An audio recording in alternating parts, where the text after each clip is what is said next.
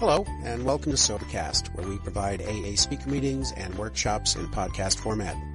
We're an ad-free podcast, and if you enjoy listening, please help us be self-supporting by visiting Sobercast.com, look for the donate link, and drop $1 or $2 into our virtual basket. We hope you enjoy the podcast. Have a great day.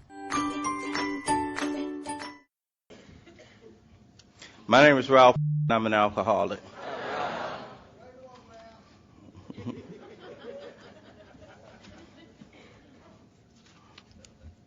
I really want to thank a couple of people.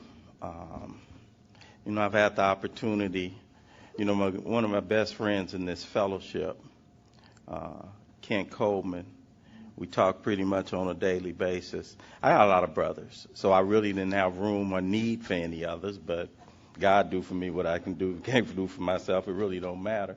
And Kent is like that. And I know when this event was a thought, and I really want to thank this committee,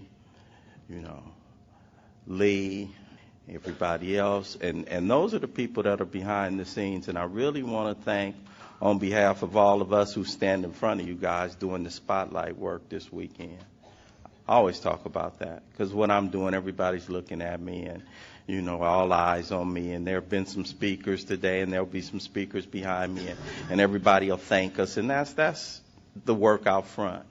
But I want to thank, on behalf of all of us who came here this weekend, I want to thank some other people who made this event possible. I call them the shadow soldiers in Alcoholics Anonymous, the ones who work in the back, who don't seek the fanfare. I think Paul talked in his talk, and I really liked the way Paul kicked this thing off Thursday night. He talked about our symbol, and he talked about our three legacies of unity, recovery, and service. He talked about us coming together, and that's the unity of this fellowship. And all of us, all the speakers who will be coming up this weekend, we'll talk about our recovery process, the 12 steps. And then we'll talk about how we take our recovered spirits and put it into service. And so the people who've been doing this work, if you want your recovery to go to another level, the service workers, the people who toil in the shadows, Dolly and the crew that were out there doing the registration, the people who've been standing at the doors greeting as we walk up in here, the people who I know put in all the time to make sure all of us got here on time, some of the people who went to the airport and picked us up. It's the same ones who will get up and on a Wednesday night or a Thursday night, they'll go open up the door and they'll fire up the coffee pot and they'll open up a meeting hall and they'll wait for Ralph White to show up. You're the same ones who go in our institutions and in our jails and on our treatment centers. And you look for Ralph White. And Alcoholics Anonymous is full of people. Just like it's the most amazing thing about this fellowship. The same people who couldn't do anything but think about me.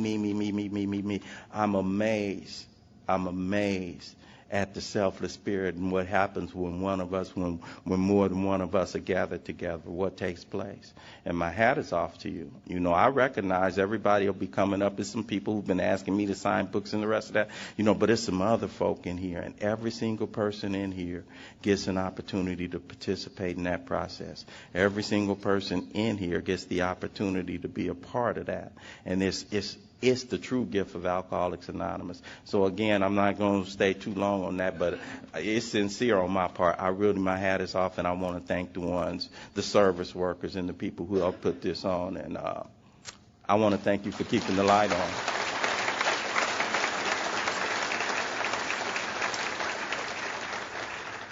In a way, it's cool to be up here because, to do 4 and 5 because the tone has been set. We got all 12 laid out because, our stories disclosed in a general way what we used to be like, what happened, and what we like today. And Paul did that for us Thursday night. And then Gail came up and gave an amazing history of this deal. I'm a student. I'm a student of history. I study this deal. So I really appreciate people and that's only a fraction. If you get an opportunity to talk to Gail, you'll see that that's just a fraction of the information and the absolute storehouse information that she has about this program. So I really appreciate that. And then, I can go right to my step because one of my mentors, he's been walking me through this almost half of my recovery, Bob Darrell.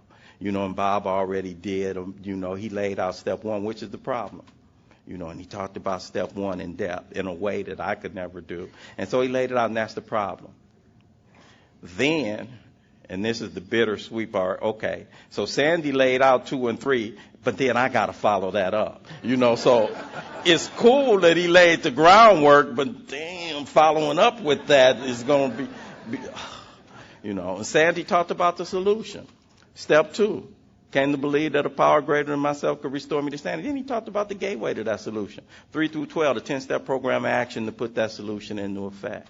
3, made a decision to turn my will, which is my thinking, and my life, which is my actions, over to care of God as I understood him. And this morning, that man, again, one of my mentors, I'm humble. I don't get used to it. I'm humble. I get an opportunity, not once or twice, but I get an opportunity to be schooled in the AA way of life, not in message carrying, not in talking from the podium. Some of these people are some of the great communicators in Alcoholics Anonymous, but that by itself is minute. Talking about this deal is talking about it, but it's a living program. And so some of these people that you'll be hearing from this weekend have been some of my mentors in the AA way of living, the AA way of life. And when Sandy was talking, I was sitting on the edge of my seat because he took us to that step 2. That's the solution, and 3. Okay, now I made a decision that I want to pursue this solution with everything in me. And then 4, so a lot of people talk about, Ralph, I turn it over and I take it back. I turn it over and I take it back. I turn it over and I take it back. What are you talking about, this turn it over deal anyway? And right after that 3rd step in our book, it talks about this decision that I made in the 3rd step can have little permanent effect unless at once followed by a strenuous effort to face and be rid of the things in me that block me. Block me from what? Things in me. What are these things in me? And let's talk about this strenuous effort and this whole idea of this turning over deal. How do I do that anyway? Don't worry about that. That's the thing I like the most about this process. See, there's a power that's at work in Alcoholics Anonymous. There's really a power. Some folk think it's the ritual, and some people think and worship the ritual. Worship the, and I'm not, I got a sponsor and he talks about this is not a mechanical exercise. And I'm not big on the mechanics for the sake of the mechanics. I believe in a few things in Alcoholics Anonymous. I'm a hopeless alcoholic. I'm one of the hopeless variety, and I'm chronic. I do it when it don't make sense to do it, and I've done it for a long time. My life went off the rails a long time ago, and it stayed off the rails for a few years after it was off the rails before I even realized it. So I'm one of the ones that went all the way to the end. I came in here in a real bad condition and in a real bad way. I was 33 years old, and I did not have a place to stay, and I didn't have a family who knew where I was or who wanted to have anything to do with me. I had had some success in life, and I had had some things, and I had built up a bright future for a family, and I had had a young family, and I was a guy on the fast track for success. And if you're an alcoholic of my variety, that meant you had a lot to lose, and I lost all of it. And I came in here in a desperate condition. I came in here in a real bad way. And I picked up this simple kit of spiritual tools, and I didn't do it out of virtue, and I didn't do it because I'm a nice guy. I didn't even do it because I necessarily thought it would work for me. I did it out of desperation, and I did it because I had done the negative step 2. I had come to believe in the hopelessness and futility of life as I had been living it. I could come to believe that every day was going to look the same, and the way the days were looking for me was not too pretty. I was walking the streets at 3 or 4 o'clock in the morning all the time. I didn't have any place to go. I was one of the ones walking the aimless walk. And so I came in that condition, and I got faced with that proposition. And the reason I'm bringing that up is because that's going to be the key for me to do this inventory process. It's a couple of things, and that condition I had was I had come to believe that my life, run on my will, could hardly be a success. What would make me believe that? Look at the evidence. Look at the evidence. That's it. You know, there's one condition. If we got anybody in here who's new, and if we do, I am so glad you came to an event like this. But if we got anybody in here that's relatively new in your recovery, you know, one of the things that you have to bring to the process that nobody else can bring, I don't care. You can array all these speakers up here that's going to come. Clancy can't bring it for you. Bob Darrell can't bring it for you. Sandy Beach can't bring it. Tom Iverson. Bill Wilson could come back from the grave right now. He can't give it to you. It's one thing I got to bring to the dance for myself, and that's willingness. That's desire. Old timers in AA used to talk about, you know, we ain't here to try to stop anybody from drinking. We want you when alcohol is through with you. And I brought that condition to the dance. I was willing. And I looked at my condition, and I was convinced that my life run on my will could hardly be a success. So based on that, I was willing to turn it over to a new manager. And in order to turn it over, this whole process of what do I do with that and how do I do it, don't worry about that. Don't worry about that. The third step is a promise to submit to the process. The rest of the process will turn over my will in my life. You ain't even got to believe it'll happen. Just do it. You ain't even got to believe it'll happen. Just do it. Well, why would I do that? What do I have to lose? What is going on the way I've been doing? What is it going to get me? You can keep holding on to your life if you want to, or you can take a chance on something else. Why would I take a chance on something else? Because of what Sandy talked about, witness testimony. People just like me standing up in front of me saying I was in the same condition you were in, and I took this action, this action, this action, this action, and this action, whether I wanted to or not. This ain't I'm not one that's real big on, what I feel about it really ain't important. That really ain't important. What I think about it really ain't important. Don't worry about that if you're new to this program. I don't treat the disease with the disease. The disease centers in my thinking. My recovery centers in my feet. And this is an action program, so I put my feet in motion despite what I'm feeling. I don't feel like writing, so write anyway. I don't feel like going to me, and somebody asked you, okay, I noted, go on anyway, I'm very open in my sponsorship. You can tell me all day what you don't feel like doing. Okay, that's noted. Now when is it going to be done again? That, and so that third step, that fourth step, can have little permanent effect unless it once follows strenuous effort to face and be rid of. This process of inventory, Bill likens it to a commercial enterprise. And he talks about it being a fact-finding and a fact-facing experience. Fact-finding and fact-facing. Right there, that implies some stuff. A lot of times when folk do inventory, I did an inventory when I was in the first treatment center I was in. I thought I did an inventory. Turned out it was autobiographical. But it was cool. I'm not one that, I don't really knock any attempt to self-examine. I used to think, that was not thorough. That was not. Now I'm of a different mind. I don't knock any attempt to self-examine. So even when I was sitting in the Harbor Life Center on Skid Row in downtown Los Angeles, and I wrote that autobiography for a guy like me coming from the place I had come from, I had never even done that before. I had never even attempted to look. So the idea, the attempt itself had some value. But the reason for the Big Book Alcoholics Anonymous, we can do a whole lot more than just bring to the table something that has some value. I love when Sandy talked about the whole deal. Do you want it all? Do you want everything that this process has to offer? Do you want relief or do you want freedom? Do you want relief or do you want freedom? And that's what this deal is about. And I signed up for the duty October 11th, 1986, and haven't looked back. So this process of inventory, fact-finding and fact-facing, implies some stuff. One, it implies I'm going to find some things, which means what the purpose of inventory is not to write down a bunch of stuff that I already know about me, but the purpose of inventory is to find out what I don't know about me. Sometimes that's not entirely true. Sometimes it's to realize what I don't know. Because sometimes I already knew it, but I didn't realize it. And in the Big Book Alcoholics Anonymous, you know what? A lot of times when you hear people come up here and share, Sandy was sharing, Bob was sharing. A lot of times what they said was not news to me, but it was a realization. I didn't realize that I knew that till they said it. Or more appropriately, I didn't realize it was true for me till they said it. So it wasn't informational, it was confirmational. And when they said it, I'd be like, oh yeah, that was me. That was me. Process of inventory is like that. Process of inventory is like that.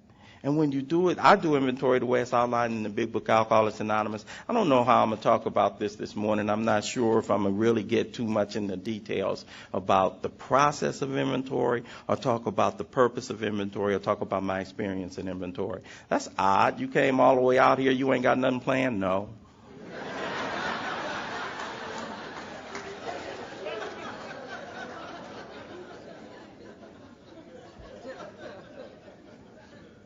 That may be disappointing for some of you guys. We flew this guy all the way out here, and he's going to come up unprepared. Beauty of Alcoholics Anonymous.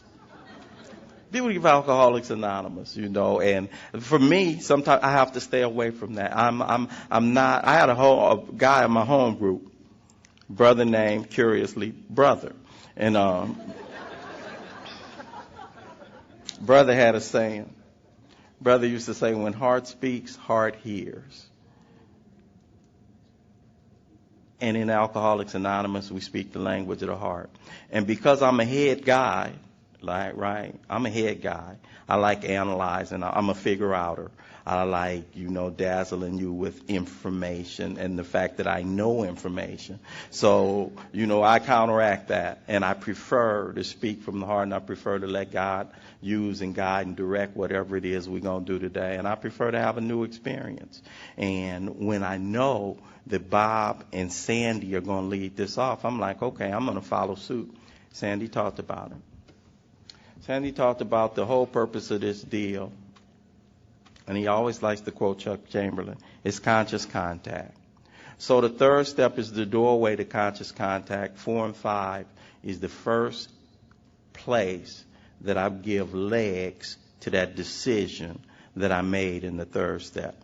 Make that decision look like something, feel like something, actualize it and put it into action and put it into effect. And there are some things that are important for me to do when I do this deal.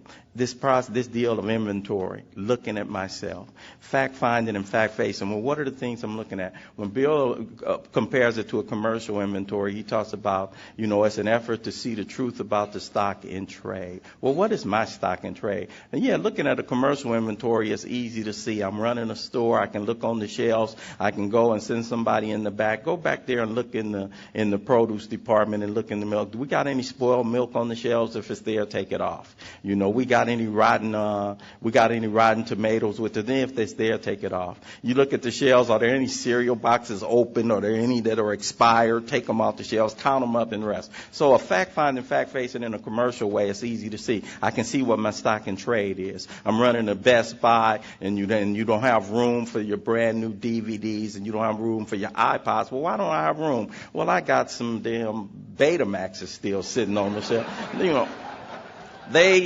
Number one, they didn't sell when they were new, and they sure ain't been selling, but I'm still here. And Sandy was talking about, well, how does that compare to me? What's my stock in trade? My stock in trade is my beliefs and my ideas and my thoughts, my thinking, my beliefs and my values. That's my stock in trade, my attitudes, what it is that makes Ralph what it is that he is. And pretty much that's my belief system. And Sandy talked about, these old ideas, they like Betamaxes. They don't work. Nobody was buying, but they're mine.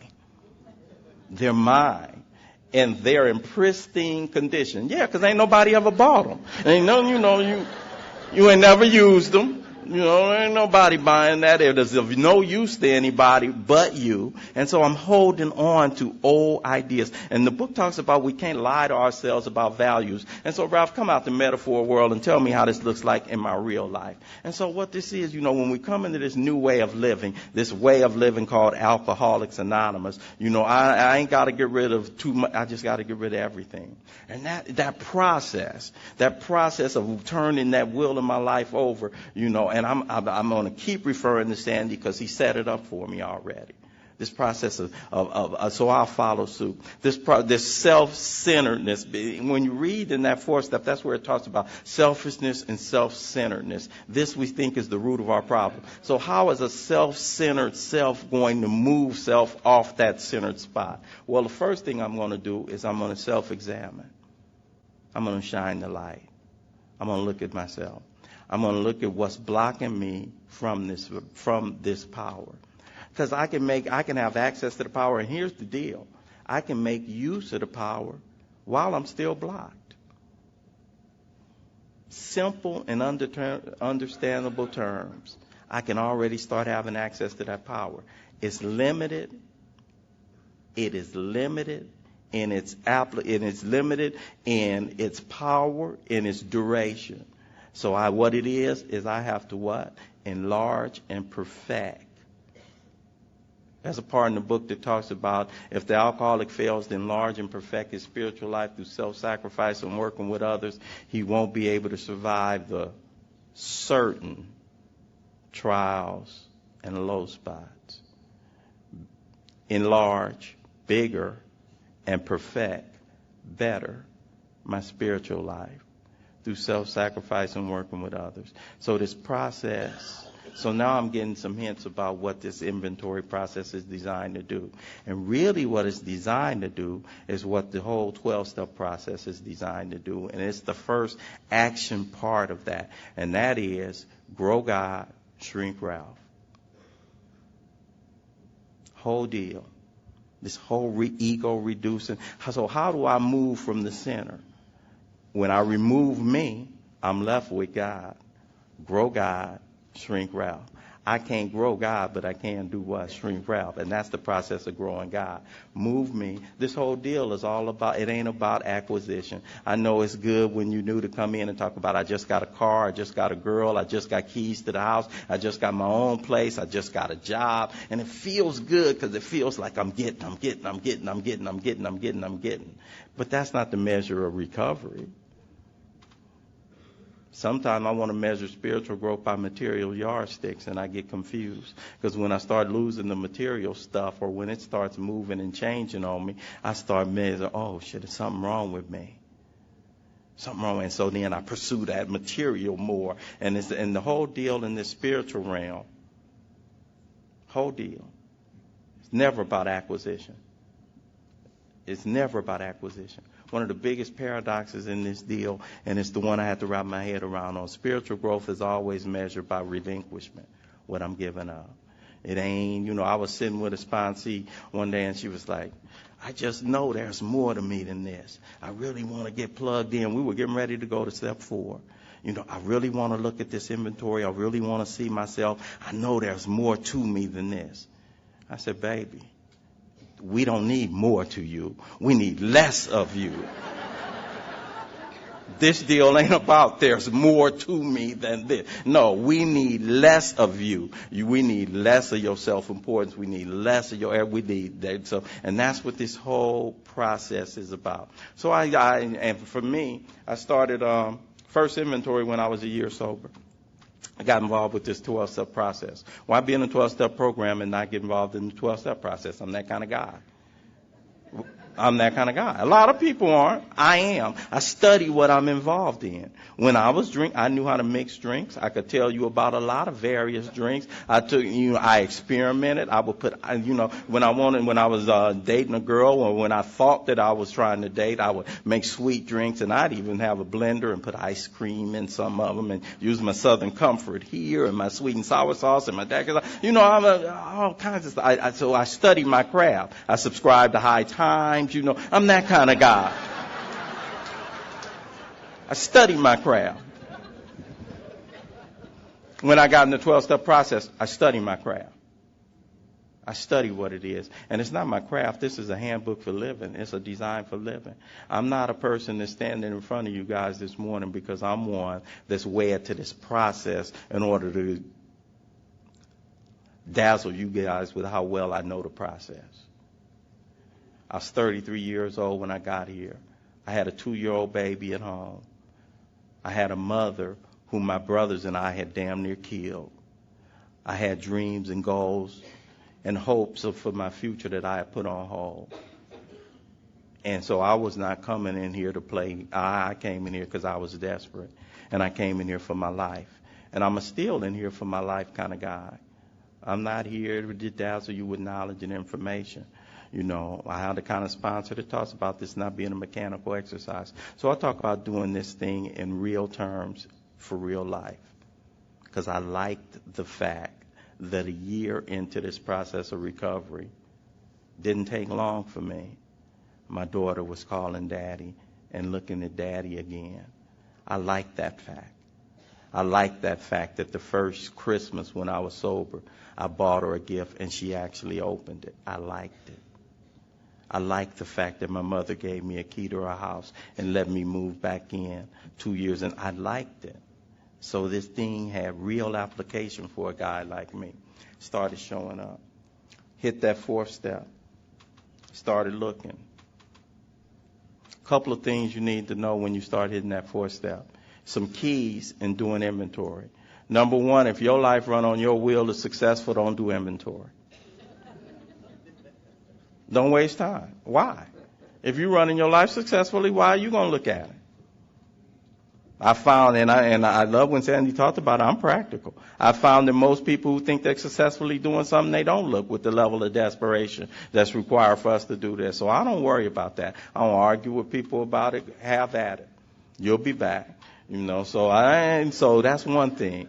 Being convinced that my life run on my wheel could hardly be a success. Next thing in doing inventory. Being free of resentment does not mean I condone, excuse, or exonerate the behavior that brought it on. Not true for every resentment that some people have. I have a lot of poop-up resentments. I have imagined resentments. I have the kind of resentments that I pretty much bring on. But there are some people in this room who have what I like to call what seemingly are justifiable resentments. Some people in the room sitting here and they were molested when they were kids. Some people in this room have been raped. Some people in this room have had their kids violated by somebody else. Some people in this room have had loved ones who've been taken from them at the hands of somebody else. Those are the kinds of things that I call seemingly on the surface justified resentments. So when I started, and so when we look at this deal of inventory, in the book it talks about, you know, we're going to look at the common manifestations of self, because self manifested in various ways was what had defeated us. Okay, I'm going to grant you that. Self defeated me. I'm a grant defeat. I don't have no money. I don't have nowhere to stay. I'm 33 years old. I've given up all night. Okay, for the record right now, we'll say that. Now we're going to look at the common manifestations of self, the way Ralph shows up. And we're going to look at it in three areas when we talk about this inventory process. We're going to look at resentments, we're going to look at fears, and we're going to look at sex conduct. And the first thing we do is we look at resentments, and I need to know what a resentment was. A resentment is more than just mere anger. Resentment is refeeling anger. It's refeeling hurt, it's refeeling anger. And it can be real or imagined. So I started looking at that. And every time I refeel it and resense it, it feels like it gets worse and worse and worse for me. This business of resentment, the reason I think that Bill spends so much time on it, and it stands alone as an inventory, is because it's problematic for people like us, because there are sometimes I think resentments work for me. On some level, at some time, I think resentments work for me. Now, there's a part in the book, and if I ask everybody about it, it says resentments are the number one offender. It has the power to kill more alcoholics than anybody. And if I say, how many people believe resentments have the power to kill? Probably a lot of hands will go up, you know. And so I say, how many people believe resentments have the power to actually kill? You know, and I think, raise my hand, yeah, I do. And then it comes to me as I drive along sometimes, then I must be a suicide bomber, because sometimes I will get one and nurse it, knowing what I know. That's probably this deal is not a program. It's not about what you know. Knowing what I know, sometimes I will get one, I will nurse it, I'll feel justified, and I don't want you to talk me off of it. I know what you're going to say already, Bob. I already know. I'm not going to even call you on this one, you know. Sometimes I think they work for me. What the hell are you talking about, Ralph? A couple of areas I think they work. Every now and then, right, somebody deserves to be punished.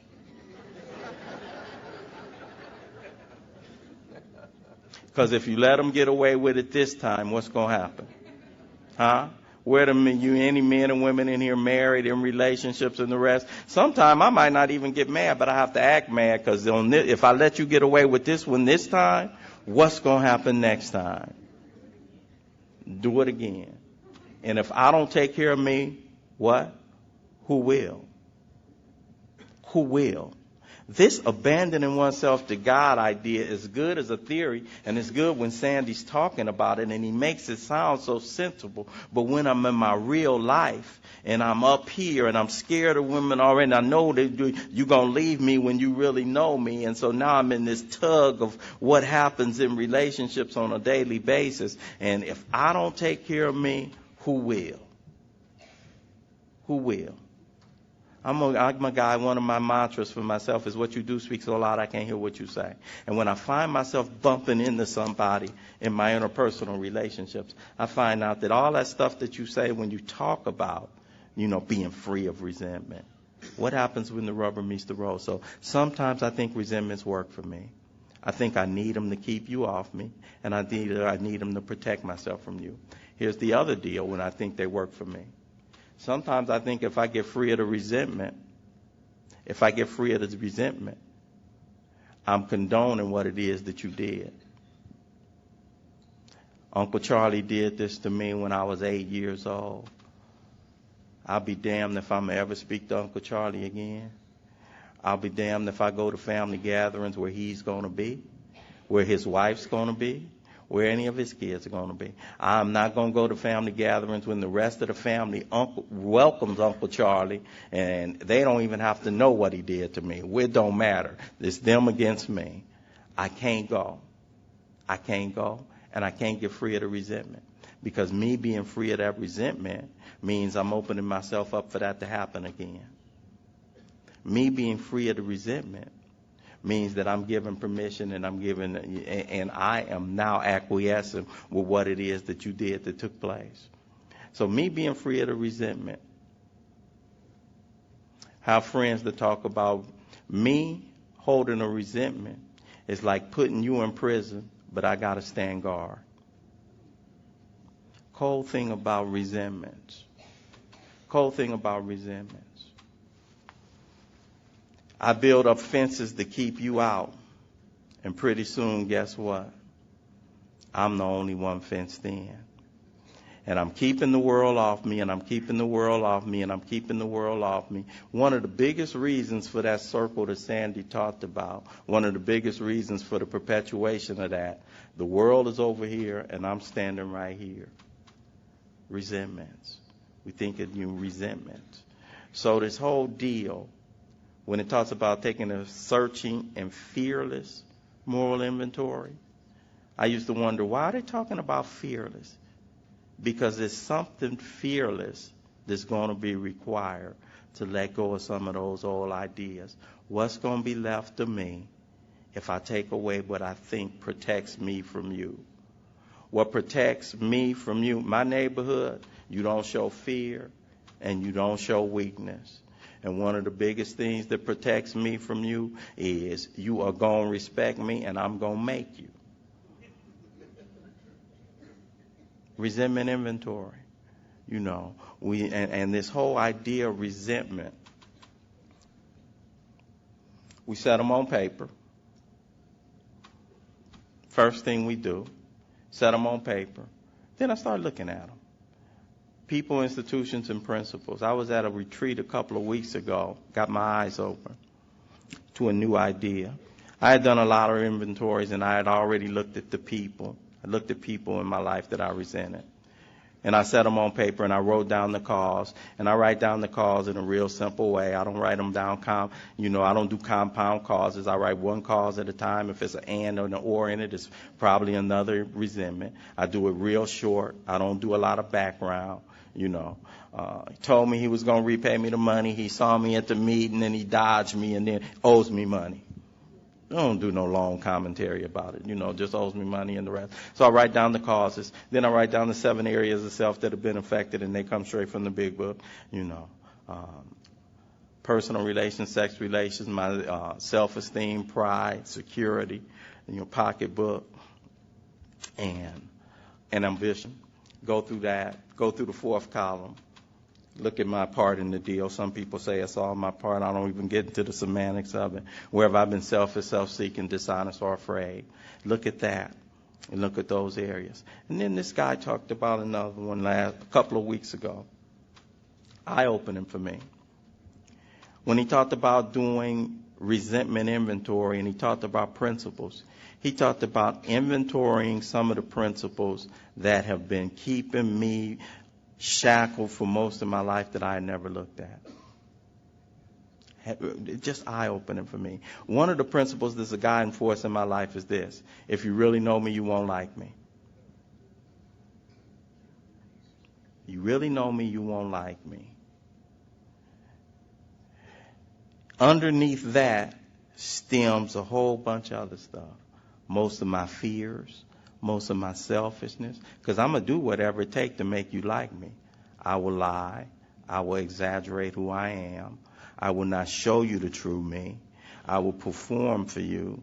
And I believe that when you get this close to me, pretty soon, you're going to see how fraudulent Ralph really is.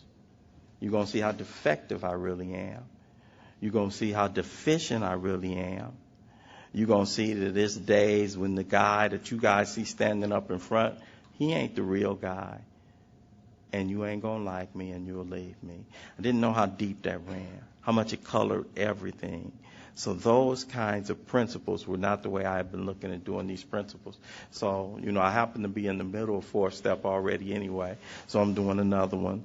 Talking about, okay. So this idea of an uninventoried life. So I said about writing. And I'm one who believes in pen to paper. We're in the computer age, and a lot of people go and they put them online. It's something to me about the power of pen to paper. That there is something that comes out the other side of that pen that doesn't happen when I'm sitting at the. Now, if you're doing it like that, I'm fine with it. Talking about me. It's too easy to edit and change and revise. When I sit up there and write pen to paper, and as lazy as I am, I'm going to be clear when I write that. It's here. I'm not going to edit it. I'm not going to shade it. I'm not going to go back. This is it. When I go to that computer, I'm shading and I'm editing because I'm the editor guy and I'm the censor guy. And before Bob hears it, I'm probably going to, maybe I should have worded this another way. Let me go back in and, And so I go pen to paper. Pen to paper is my process. And I start looking and I go back as far as I can remember if I had never done inventory before. And I write down people, places, institutions, and I start writing them. I start doing it in 4 columns. And in that 3rd column, first I write my dad. He left us. I hit what area it affected. It affected my self-esteem. If you really if I was worth something, you would never leave me. I'm not worth anything. I'm unimportant. It affected my pride. You don't think much of me or you would never left me in the first place. What I think other people think about me. My ambition. I always wanted a nuclear family. I wanted my family to be the Huxtable family. Like Bill Cosby. I want it like that. Dad come home, take me to my games, help me with my homework and the rest of that. Wasn't happening with my own man. He had I don't even think he had a elementary school education. He was a janitor and he was kicked out of my house when I was 9 years old. So, he left us. Affected my security. Never felt like I knew what a man was. Didn't have the safety protection of a man in the house. Affected our pocketbook. Obviously, my mama was on welfare till she went back to school, raised 6 boys by herself. It affected my personal relationships. Even though in my neighborhood, more people than not only had one person in the house, one parent in the house, I felt like I was the only family that did. I was always ashamed of that. Wouldn't let people know too much about my family life. I always kept people at a distance. My sexual relationships, I always felt like, I was scared of girls when I grew up. Thought you didn't want to have nothing to do with me. And I've always had to buy myself in my way into relationships even to this day. So I looked at all that. I looked at it. Then I go to my 4th column, and I asked myself, where have I been selfish? Well, I was selfish because I only think about myself, and I only see things through my self-centered world. My dad left us. I never thought about how did it feel when he got, because I was also dishonest. My dad didn't leave us. My mama put him out. And I knew it. But I operated all these years as if he left us. Never looked at, and I'm selfish, I never looked at, I wonder if this man ever cried at night wondering what was going on with his 6 sons. I wonder if he ever missed us. I wonder if he ever felt like a failure. I wonder if that tore his heart out and ate at his soul. I never wondered about that. I just had the resentment because I only see it. I'm selfish. I only see things through my eyes. Never knew what it was for him. Self-seeking. I tore him down every time I could. Tore him down to my brothers. I tried to bring him down to elevate me all the time. Thinking about myself. And fear. Fear drives me. Fear I'm going to be just like him. Fear that you guys know I'm just like him. Fear that you guys see me as being weak like my old man. Fear that the world would look down on me. Fear of being exposed to other people. Look at your family. You guys now look at your old man. You're just like him. So I was always running on fear. So I put all that stuff down on paper, and I got to see the truth about the situation. Now, some people will say, Ralph, when I write a 4th step, how come I still feel the same way? Because this ain't a 4-step program. It's a 12-step program.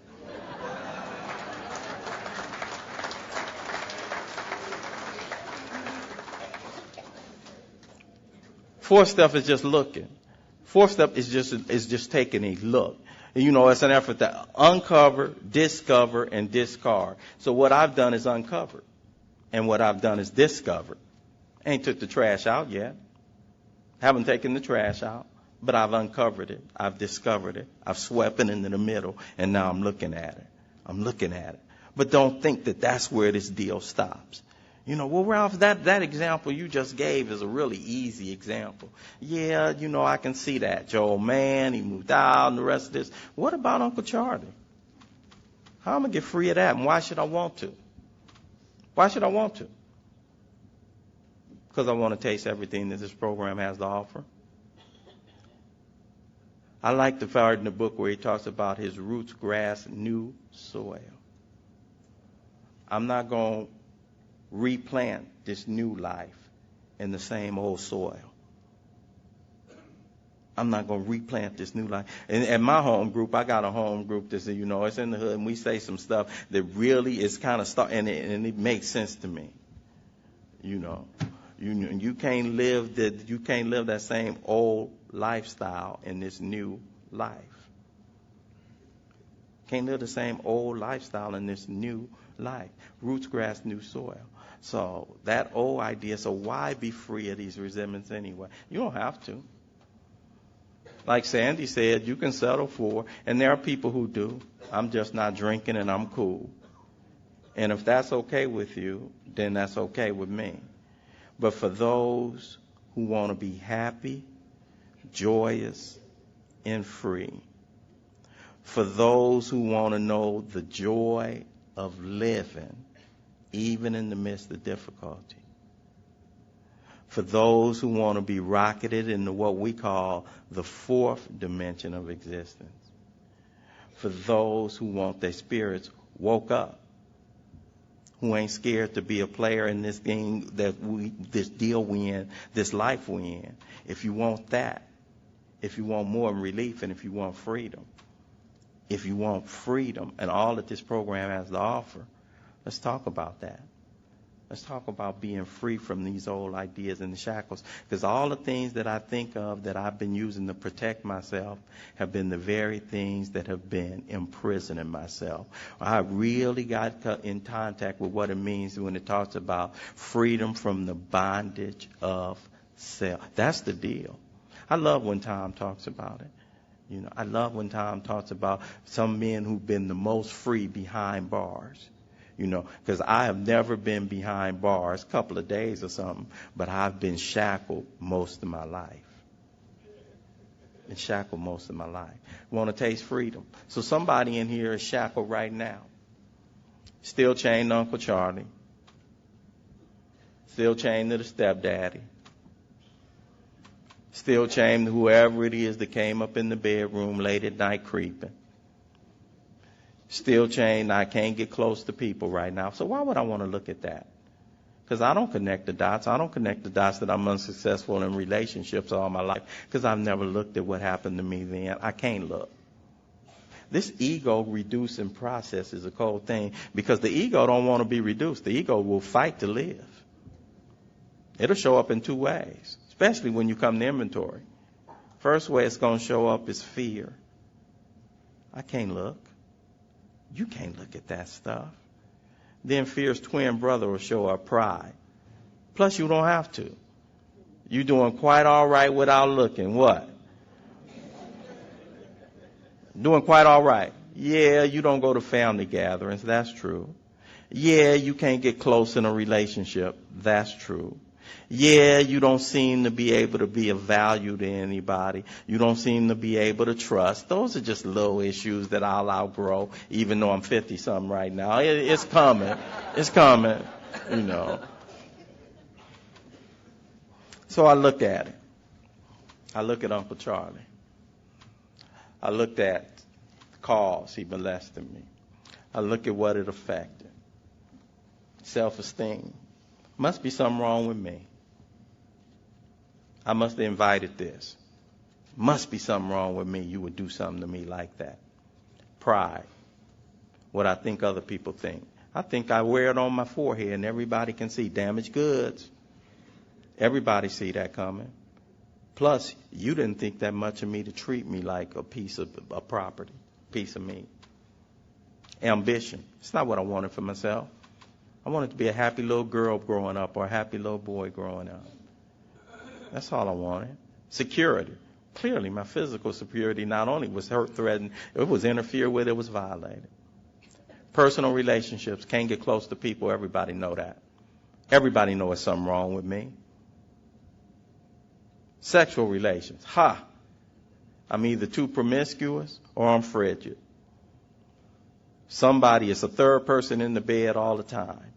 We don't know who it is. We don't even know it's happening because I ain't never wrote and I ain't never looked. Can't get close to people. Unsuccessful. Don't know why.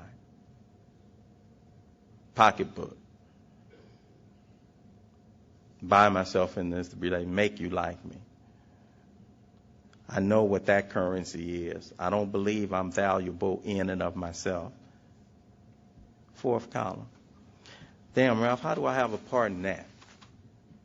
7, 8 years old. I didn't welcome that. What was selfish about not wanting that to happen to me? How am I going to look at a resentment like that? May not be selfish. My ex-wife, incest survivor, rape survivor. And in her talk, she always talks about the dishonesty she writes about in the fourth column. Because she was molested when she was a child. And when she writes dishonesty, she says it started out as molestation and it ended up as prostitution. Because it was something in it for her and she started voluntarily participating after a certain period of time. That's not true for everybody. I just throw it out there because it might be true for somebody. When you do inventory, it's personal.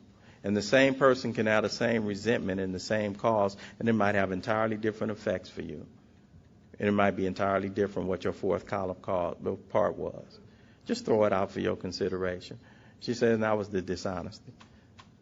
Other dishonesty, I might have held somebody responsible for protecting me and I never told. Might not be dishonesty, might not be selfishness. I tell you what, if you don't find it there, you'll always find it in fear. Scared I deserved it. Scared I did something to bring it on. Scared everybody knows about me. Scared I'm never going to be worth anything. Scared I'm going to always be damaged goods. Scared nobody will ever want me. Scared I'll never have a real relationship. Fear, fear, fear, fear, fear, fear, fear, fear, fear. There's another part in the book right there that's applicable. There's a part in the book that says that the people who wronged us were perhaps spiritually sick. They, key part, like ourselves, were perhaps spiritually sick. Wow. I'm not sick like that. I would never do nothing like that to a little girl. No, you're not sick like that, but you sick like this. Don't worry about matching your sickness. See, you so busy trying to go tit for tat. No, you're not sick like that. You sick like you sick. So, yeah. I'm not sick like that. You know, he got brain cancer. Yeah, you got colon cancer. You both sick, you know. Oh, they like ourselves. Because check this out. Everybody in here who got people on a resentment list, guess what? I guarantee you on somebody's resentment list.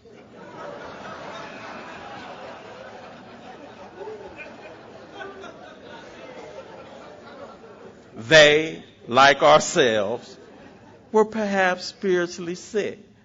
Oh, you mean when I went up in the coffers at work, like that was my, yeah. They might say, I would never steal from the job. You know, okay. They, like ourselves, were perhaps spiritually sick. We asked them, God to show them the same pity, patience. So there's a prayer in that fourth step. Why would I do something like that? Why would I? What? He did it to me. I'm the victim. I am the victim. Most freeing line in the big book for me. I run to it every time I can. So our problems, we think, were basically of our own making. Why is that a freeing sentence, Ralph? Because if the problem is in me, the solution is in me. If I have to wait for you to get better, for me to get better, I'm in big trouble. I can get better without you doing one thing. I don't have to wait for Uncle Charlie to get better. I don't have to wait for him to change. I don't have to wait. I need to right now. You know, and while my ego is still alive, because in this ego deflating process called the fourth step, it's still alive a little bit. I let it work for me. That's why when 6 and 7 come up and it talks about God removing all the defects of character that stand in the way of my usefulness, I think there are times when he works with my defect. And one of my defects might still be this. Okay, Uncle Charlie, you screwed me when I was 8. You gonna stop doing it now that I'm 48. No. Get out my bed. I'm done.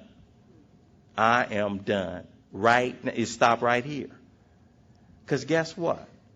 A resentment, most of the time, guess what's holding me back? When we talk about that fourth column, it ain't the action that brought on the resentment. It's now the resentment. And where is the resentment? In my what? Head. In my head. A resentment is in my head. Anybody in here that's holding on to something that's smoldering, that you're still mad about? Yeah, that man did come in here and take advantage of me when I was 10. Well, I'm 50 right now. He ain't taking advantage of me right now, but he is. How? In my head. It's the resentment that I'm trying to get free of. The action is done. The action is over.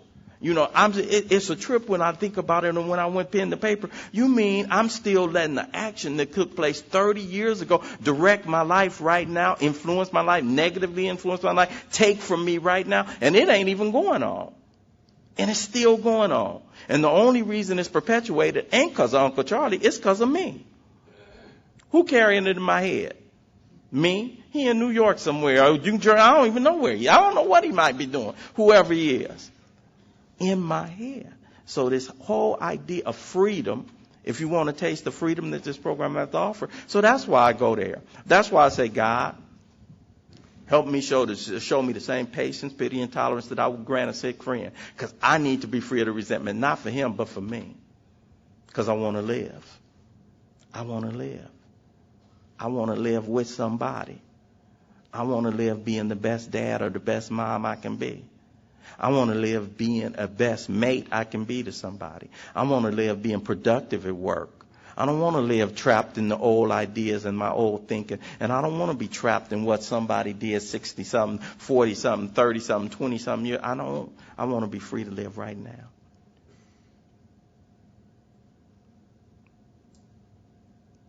So that's one of the things. Do you want to be right or do you want to be free? I love it when Bob was talking the other day and he was talking about, he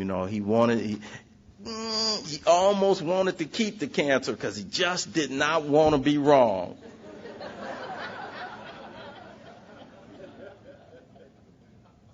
That to me, because it made sense to me, I said, oh yeah, I'm in the right place. Because I identified with that thinking. When Sandy was talking about to be doomed to die an alcoholic death or to live life on the spiritual basis are not always easy alternatives, that was me.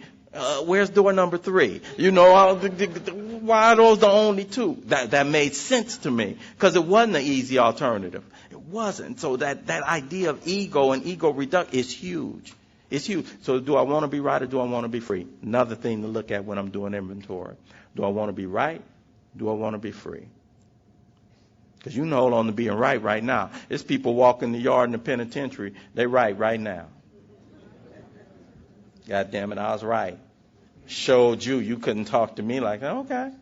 And whoever you showed, unless you put them in the ground, they walking around right now with her. You showed you can't talk to my girl. Well, okay. You showed for the moment. He living with her and you've been behind the wall 16 years. I showed you. So do I want to be right or do I want to be free?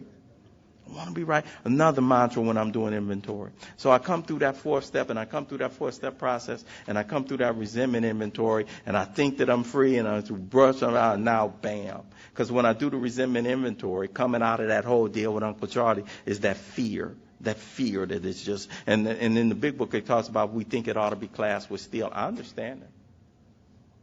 I understand it. I understand it in a real way. I understand that the whole deal, inventory, 4, 5, everything is all about one thing. God is or he isn't.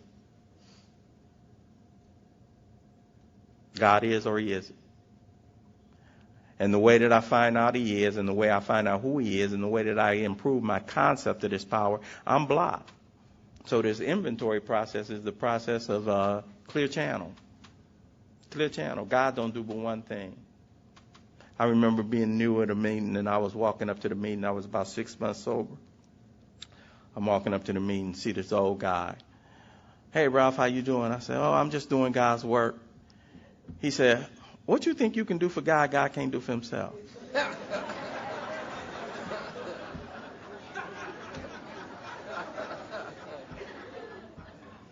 Stumped me.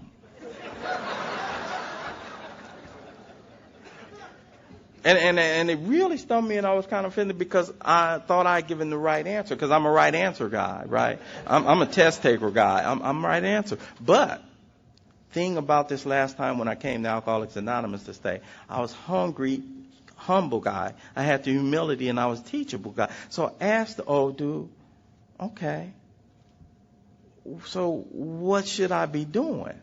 Because I thought that really was, I'm doing God's work.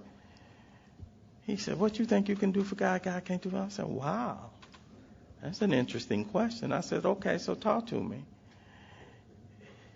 He said, God gave you something he didn't even keep for himself. I said, really? What's that? He said, God gave you the choice over whether or not you're going to return his love. God don't have no choice. God is love. That's all he do. That's all he do. That's all he do. That's all he does. Your job is to do for God's kids. God's job is to do for you. All he does. When Paul was talking the other night, I'm so glad he said what he said, because I'm in agreement. I'm not one. You know how folk talk about we the chosen few?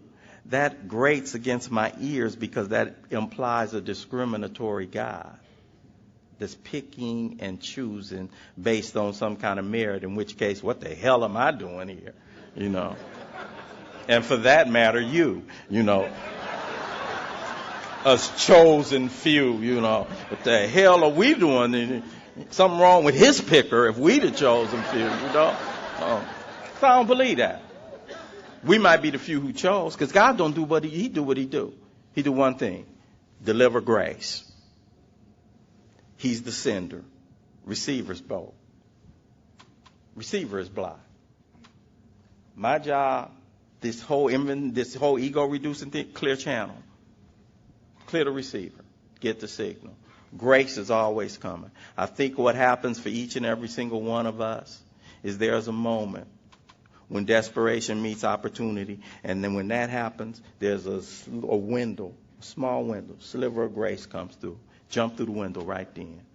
That window would open for me several times. I usually wouldn't jump. On October 11th, 1986, I jumped through the window. And from that moment to this moment, I've been clearing that channel. From that small sliver of grace, I've been clearing that channel. Because God do what he do. He just do what he do. He sends out love and he sends out grace. And I'm so glad to be walking under that umbrella. I'm in no delusion. I don't think that these steps are magical and mystical. I don't think that these steps magically, mystically keep me sober. I don't think that the actions and activities in Alcoholics Anonymous magically, mystically keep me sober. I think what they do, or they are a clear path for me to clear the channel. For me to clear the channel.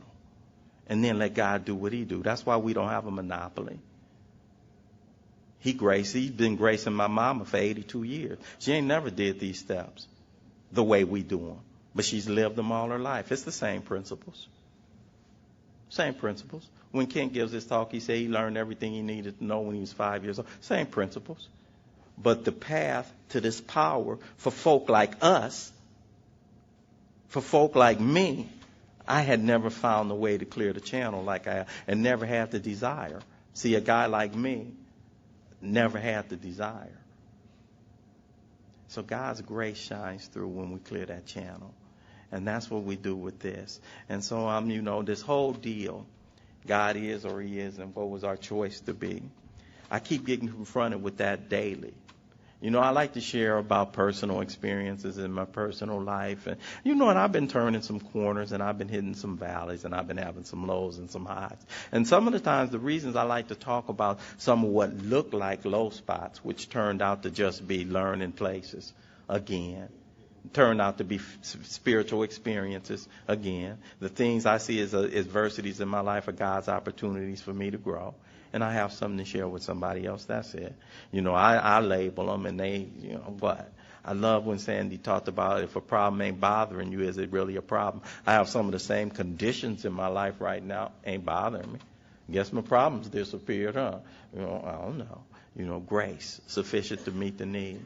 So this next inventory we talk about is this fear inventory, coming out of that resentment inventory. And when I do the resentment inventory, if you listen closely, when I have resentments, in that fourth column, I always saw a bunch of fears. Most of my fears had to do with what I think you think, that overriding fear I have, fear of being exposed and fear of being humiliated. And the reason I have those fears is I think it'll hurt me if that happens. I think it hurts. It hurts me. I'd rather be physically hurt than to be embarrassed. Hurts my psyche. It hurts my soul, And this fear runs me. And there are things I do to avoid that. Talks about fear, why do we have a fear? Isn't it because self-reliance fails? Me relying on me, I can't bring about the desired result. And I know it. How? Because by experience. I can't make you hire me. I got a fear of being unemployed for who knows how long, because I can't sit up here and manage. Okay, God damn it, I want this job. You better take me. I don't. And see, that ain't the fear. When you do your fear inventory, when it talks about fear of economic insecurity leaving, that don't mean you're going to have money. That mean I ain't going to worry about it. Because whether I got money or not, guess what? I got a power to take care of me. How I know? Because I done been broke for a little while. But if I don't connect the dots and if I don't do fear inventory, I still won't see that, and I'll still be scared about that. But the whole deal is God everything or God nothing. When I was at some of my lowest points, feeling like life is, when you in the dark, how come when something is good, I don't have no problem thinking, this ain't going to stay this way forever, right? I know this ain't going to change. This too shall pass. I don't have no problem with that. But when it's a dark place, How come I feel like it's going to last forever? How come I feel like it's going to last forever? You know, and so when I've been in some dark places in the last couple of years, what comes to me is this: what you do speaks a lot, I can't hear what you say. And dude, you've been sitting up here claiming that you stand on this God is everything and he's not. No, you don't. No, you don't. Because in this money situation you think you're in right now, he ain't everything. And guess what? When he ain't everything, he's nothing. God ain't never halfway there. He ain't never halfway there. That sentence is so clear to me. Anybody in here that's fearing something right now, you ain't thinking God gonna take your help. No. Everything, nothing. Either I gotta do it, or else God is doing it. One or the other. One or the other. What's my choice to be? Because grace is coming anyway. I used to wonder about that sentence. Why is that? What is my choice to be? Because it's okay. Am I going to receive it? Am I going to clear the channel? So I do this fear inventory. How do I do that? I list them. I write them down. Ask myself, why do I have them? Self-reliance failed me. Why am I so scared about this whole job situation I've been in? Because it stretched out longer than I was used to. I had a fear, and I started getting in fear. Personal relationships. Fear about that. And the cold thing about when you operate in fear, the very thing I fear, the things that I do in order to counteract the fear are the very things that bring about what I'm fearing. What the hell you talking about? Got a fear she or he gonna leave me. What do I do to counteract that fear? Start looking at your cell phone, seeing who texting you, sweating you about where you going, where have you been, who've you been with. All the things designed to hold you close to me. And what does that do?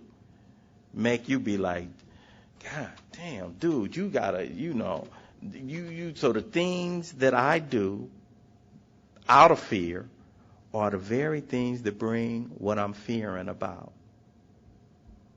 Lie on resumes, lie in job interviews. You get up in a place, they check your background, next thing you know, bye, you didn't tell us the truth about this. So the very things that I do in order to counteract the fear are the things that I do to bring about the fear. So what does it say to do about fear? We ask ourselves, why do we out of fear? Put them on paper. Ask God to have us, show us what he would have us to be. The hell would you have me to be? So now we're back to that whole God thing again. And then set about doing it. Immediately we commence to outgrow fear.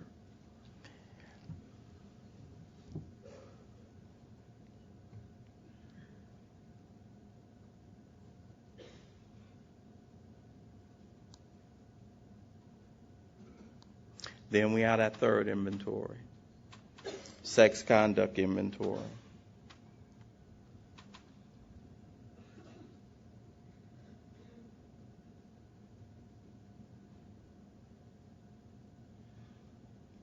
I have made decisions based on self that have later placed me in position to be hurt almost all my recovery.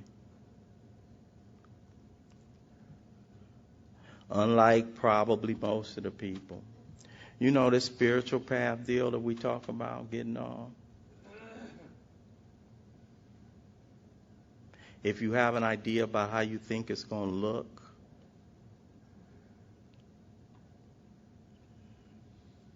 revise it.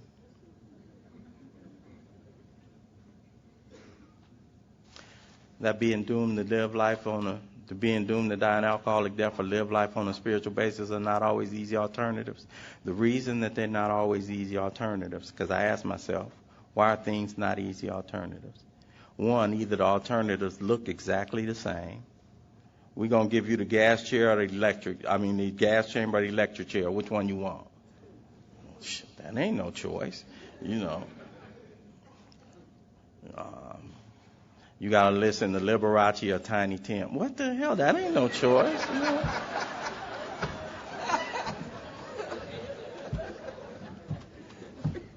So the alternatives either look the same or they look equally unappealing.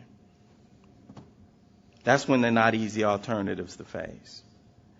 And so why we're not living life on a spiritual basis or doomed to die alcoholic death, why do they look so much the same, or why do they seem as if they're equally unappealing? Because I don't know what living life on a spiritual basis look like, and I think I do.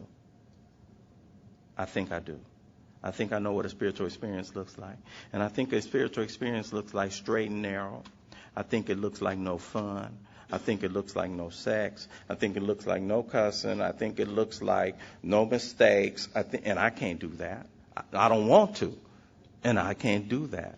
Well, thank God for Alcoholics Anonymous, because this don't look like that at all. This does not look like that at all. And I want to thank you guys. Don't ever stop the laughing. Don't ever stop the playing. Don't ever stop the laughing. We wouldn't be doing this deal. So if you're new and you're thinking about that, and this whole spiritual basis thing, the reason you got a transparent guy up in front of you tonight is because that's what it looked like in my experience. I've been doing this thing not anywhere near. I'm the baby on this panel this weekend. So I've been on this path way less time than a lot of people. And sometimes I feel like I'm a messy guy. I'm a sloppy guy. I'm a doing guy. I'm an edge guy. I make mistakes guy. I'm grateful that there is a power, but the one thing that I ain't made a mistake with since I've been here and since I got on my knees that first time and said, God, I offer myself to you to build with me and to do with me as you will. The one thing that I haven't done, I haven't come off that third step decision. And what I like the most about that power is he takes me just like I am. Takes me just like I am. When we read in our literature, it don't say God could and would if he was found.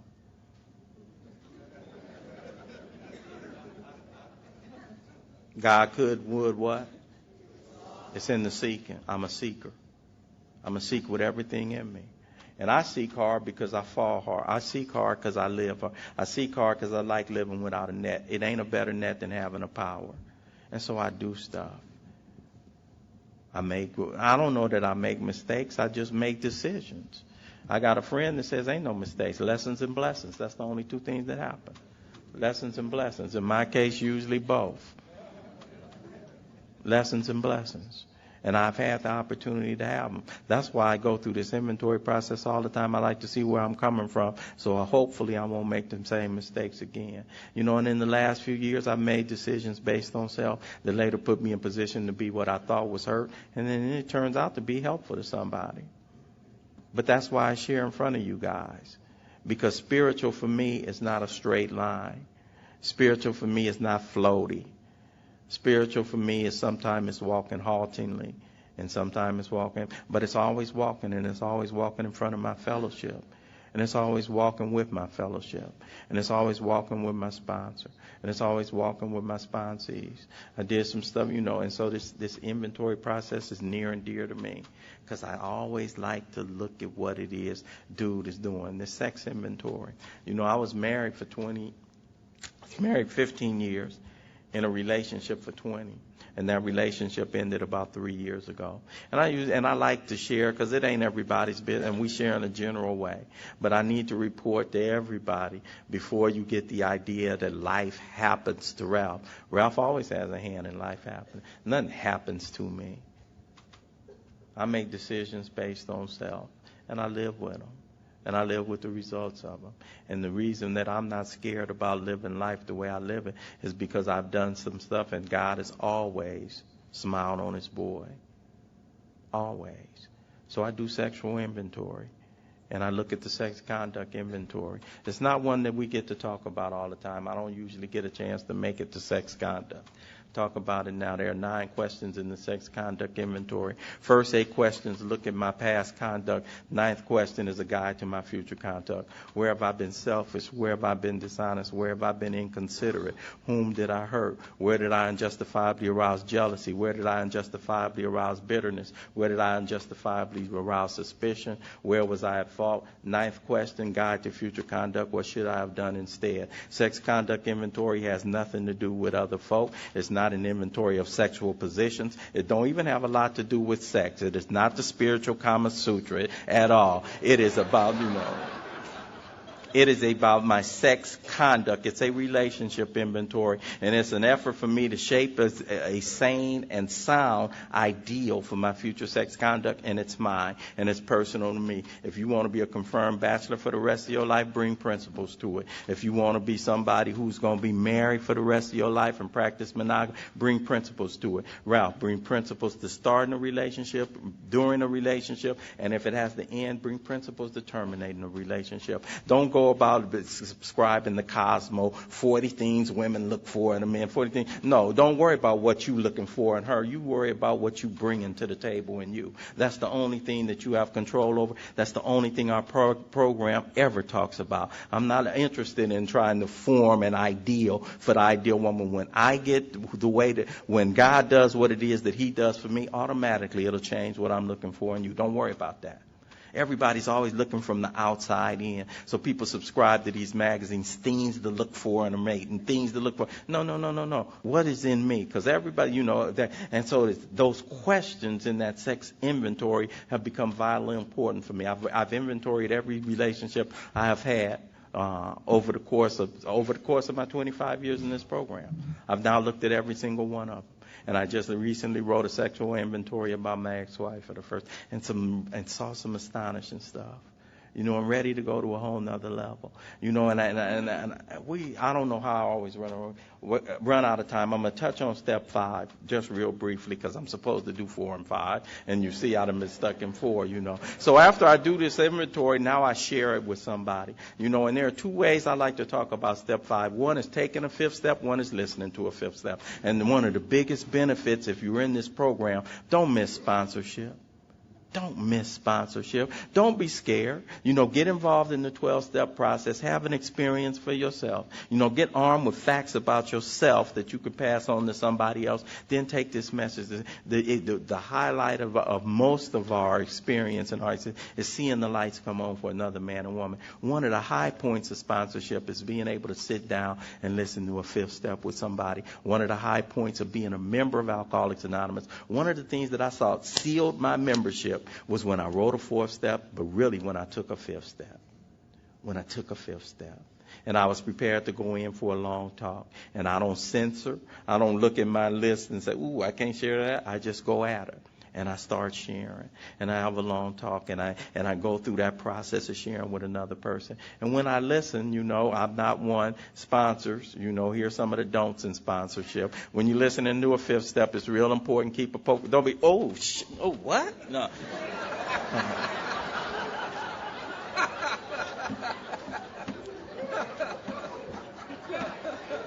Just gotta be kind and gentle and, try to identify, even if you don't have the experience. They might share something and you might, your dog died. You say something like that. So that whole, what I find in taking a 5th step or listening to a 5th step, I always, when I listen to a 5th step, new sponsors, I always end up taking a 5th with that person. It's one of the things that puts them the most at ease. I end up sharing with them. Now, don't dominate it. Don't end up, listening to 2 of theirs and now here you go with all. No. Done that one before too. But it's a give and take. It's a give and take. It's a hell of an experience. It's a hell of an experience, and it's an experience you don't want to miss. And if you go through the problem, and I've said this before, I say it sometime, I'm an inappropriate guy, so, Harmon probably will pull me off the stage when I keep saying it, but I've said it before, if you write a 4th step, please, don't sit on it. Don't be scared. Do not sit on your 4th. I'm going to say this and I'll get out. Doing a 4th step and not sharing a 5th is like having sex and not coming. Don't do the work and don't get the result.